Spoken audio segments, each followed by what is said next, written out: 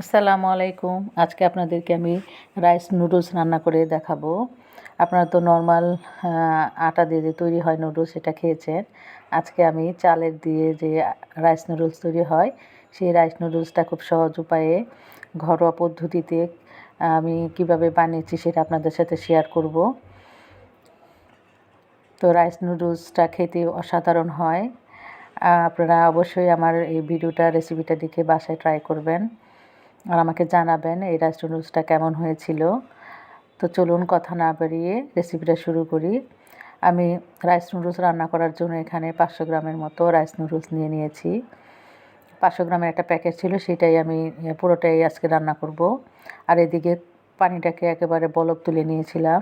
সেই বলক তোলা গরম পানিটা এখন আমি রাইস নুডলসের উপর দিয়ে দিচ্ছি। আপনারা অবশ্যই একটা বড় একটা বলের মধ্যে নিয়ে নেবেন যাতে পুরোপুরি ডুবে যায় নুডলসগুলি। ওইভাবে পানিটা দিতে হবে। গরম পানিটা দেওয়ার পরে আমি মিনিমাম 10 মিনিটের মতো আমি এটা গরম পানিতে ভিজিয়ে রাখবো। এতেই নুডলসটা সিদ্ধ হয়ে যাবে, নরম হয়ে যাবে। তো 10 মিনিট পর ফিরে এলাম। দেখুন নুডলসটা নরম হয়ে গেছে। আমি নুডলসটাকে একটা ছাঁকনিতে আমি ছেঁকে রেখে দিয়েছি। আর এদিকে 2টা ডিম ভেঙে নিয়েছি একটা বাটিতে। আর এখন দিয়ে দিচ্ছি হাফ চামচের মতো কালো গোলমরিচের গুঁড়া আর স্বাদ অনুযায়ী লবণ দিয়ে একটু ফেটিয়ে নিচ্ছি।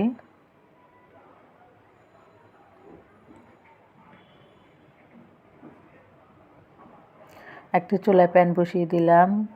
প্যানে পরিমাণ মতো তেল গরম করে নিচ্ছি।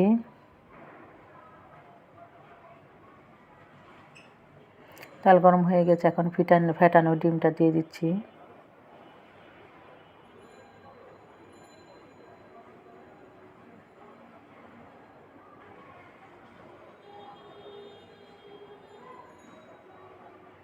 দিয়ে ডিমটাকে খুব ভালো করে একটু ভেঙে ভেঙে দিব, ভাজা ভাজা করে নিব এবং ছোট ছোট করে ভেঙে দিয়েছি। এখন বাটিতে তুলে নিচ্ছি। ডিমটা ভাজা হয়ে গেছে। আমি এখানে 2টাই ডিম ইউজ করেছি। আপনারা চাইলে এখানে 4টা ডিম যে যত পরিমাণ পারেন দিতে পারেন।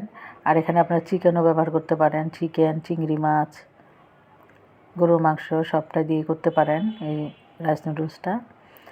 এবং ওই প্যানে আমি আরও পরিমাণ মতো তেল দিয়ে দিচ্ছি।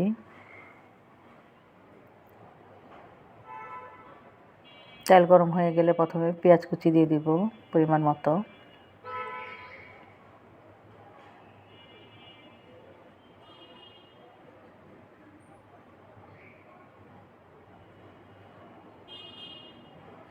পেঁয়াজটাকে 2-3 মিনিটের মতো ভেজে নেব।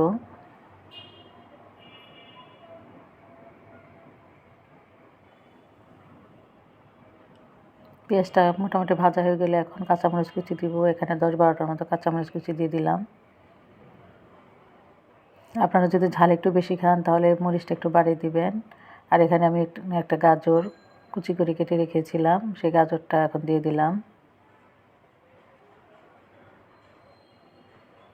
গাজর কুচি দিয়েও আমি 2-3 মিনিটের মতো ভেজে নেব।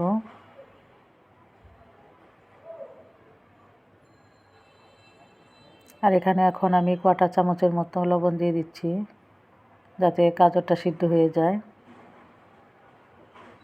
দিয়ে এখন দিয়ে দিচ্ছি 1/4 চামচের মতো গোলমরিচ গুঁড়া দিয়ে একটু নেড়েচেড়ে দিচ্ছি। আমার চ্যানেলে যদি নতুন হয়ে থাকেন, প্রথম হয়ে থাকেন, আমার ভিডিও প্রথম দেখছেন, তাহলে প্লিজ ভালো লাগলে আমার চ্যানেলটাকে সাবস্ক্রাইব করে আমাকে সাপোর্ট করবেন, আমার পাশে থাকবেন।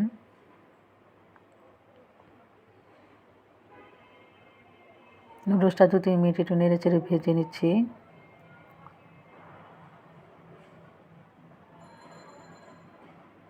দু মিনিট ভেজে নিয়েছি। এখন রাইস নুডলসটা দিয়ে দিব।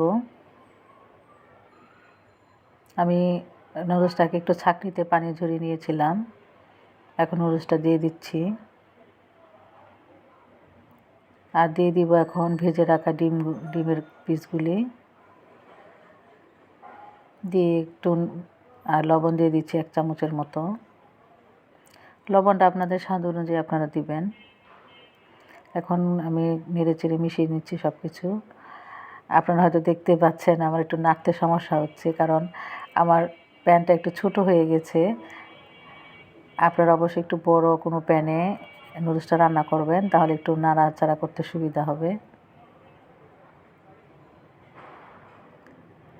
আমার এই রেসিপিটা যদি আপনাদের ভালো লেগে থাকে তাহলে প্লিজ আমার এই ভিডিওটাতে একটা লাইক দিবেন, আর বাসায় ট্রাই করে জানাবেন আপনার এই রাইস নুডলসটা কেমন হয়েছিল, আমাকে কমেন্টস করে জানাবেন।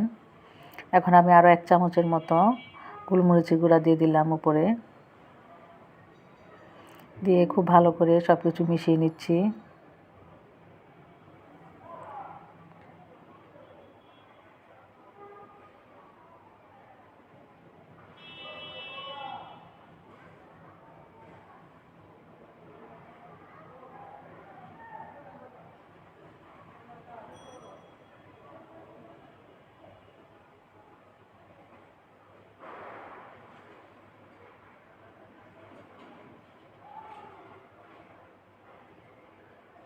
সব কিছু মিশানো হয়ে গেছে। এখন আমি একটি প্লেটে আপনাদেরকে পরিবেশন করে দেখাচ্ছি।